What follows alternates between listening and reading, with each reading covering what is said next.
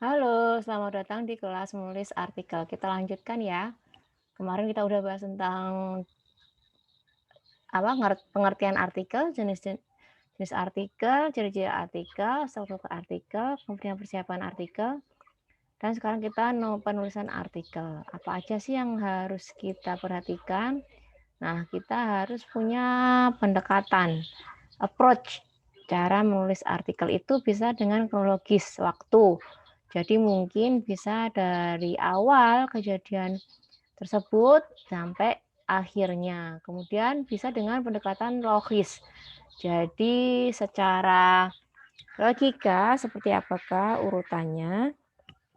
Itu bisa kayak deduktif, induktif. Jadi penjelasan secara umumnya dulu baru penjelasan secara khususnya atau sebaliknya. Nah, terus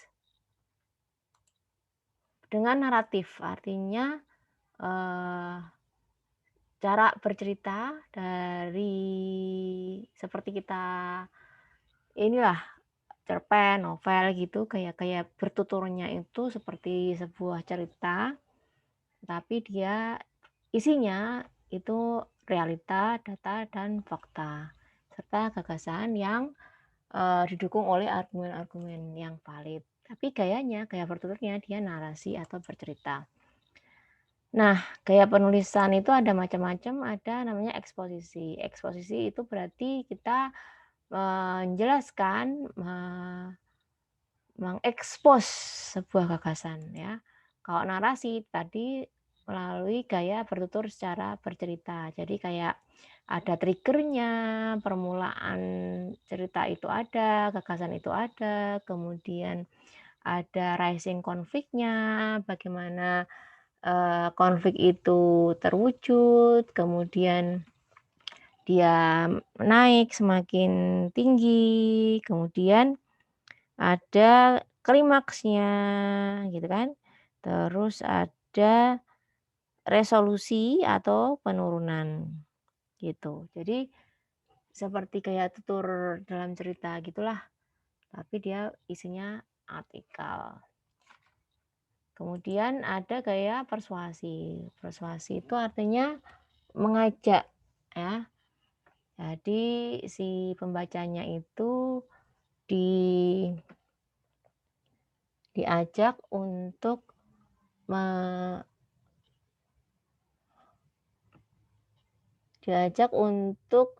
menyetujui gagasan yang disampaikan gitu. Terus ada namanya gaya kombinasi. Kombinasi itu berarti dia menggabungkan berbagai gaya itu tadi. Ada gaya eksposisi, ada narasinya, ada bagian persuasinya, itu digabung menjadi satu. Kemudian ada opini. Opini itu dia subjektif, pendapat atau pandangan pribadi yang ditonjolkan. Kalau artikel itu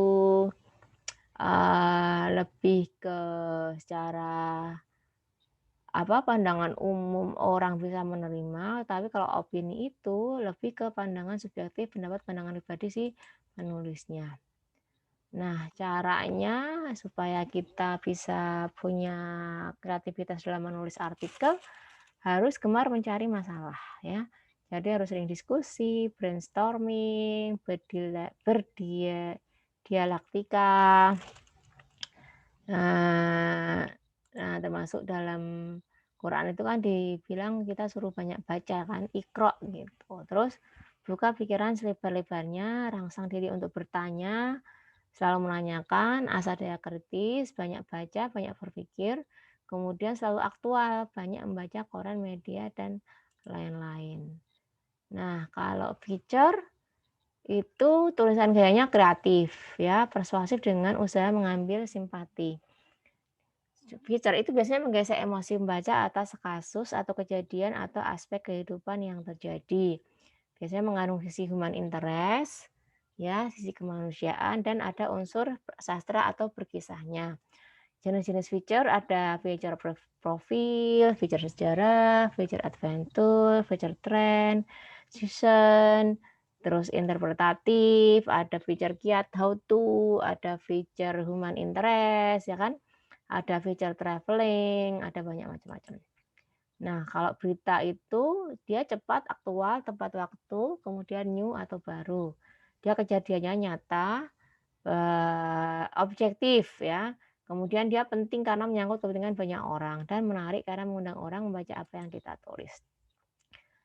Nah, ada banyak teknik penceritaan, ada teknik spiral, itu dia berputar, kemudian ada teknik blok, jadi kita bagi, gagasan-gagasan itu dalam bentuk blok-blok, kemudian pola penulisan itu ada deduktif, deduktif itu dari yang umum baru ke khusus. Jadi misalnya di bagian depannya kita sampaikan gagasan itu secara umum, kemudian paragraf-paragraf berikutnya itu menilai, berisi argumen-argumen yang menguraikan yang umum itu dalam bentuk detail-detail yang lebih khusus. Kalau induktif itu kebalikannya, jadi di paragraf-paragraf sebelumnya adalah gagasan-gagasan pendukung terlebih dahulu yang disampaikan dalam berbagai paragraf yang berbeda, kemudian semakin ke bawah itu baru dia kayak diringkas gitu, dicari benang merahnya untuk bisa menyajikan gagasan utama dari tulisan tersebut, ya. Jadi kalau deduktif itu dari umum ke khusus, kalau induktif itu dari khusus ke umum.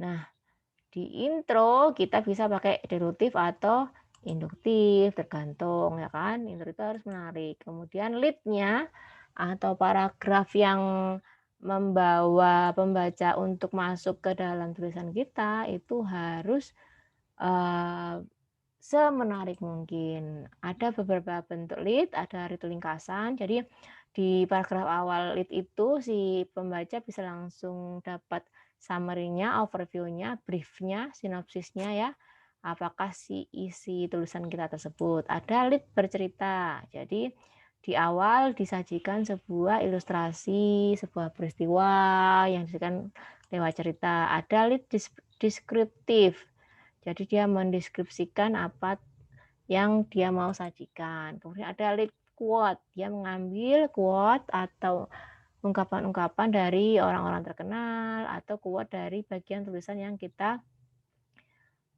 sajikan itu. Kemudian ada lead pertanyaan, tujuannya untuk memancing kepenasaran orang.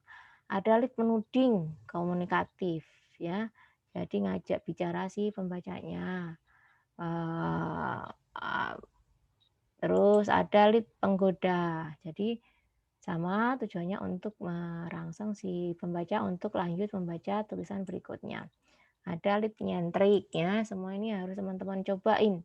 Ada lead gabungan dari berbagai macam lead tadi digabungkan menjadi satu dalam satu lead di depan. Nah, kemudian tentang isi mungkin kita akan bagikan di pertemuan berikutnya. Terima kasih.